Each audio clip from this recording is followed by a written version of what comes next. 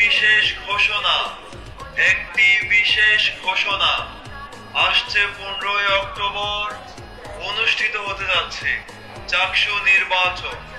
আর এই নির্বাচনে শিবির সমর্থিত সম্প্রীতির শিক্ষার্থী জোট প্যানেল থেকে আমি জিহাদ হোসেন আহনাফ নির্বাচন করছি সহ সাহিত্য সংস্কৃতি ও প্রকাশনা সম্পাদক পদে। আমার ব্যালট নাম্বার কিন্তু 3। ভাই সাহেব, ভাই সাহেব, সবাই মনে রাখবেন আমার ব্যালট নাম্বার কিন্তু 3।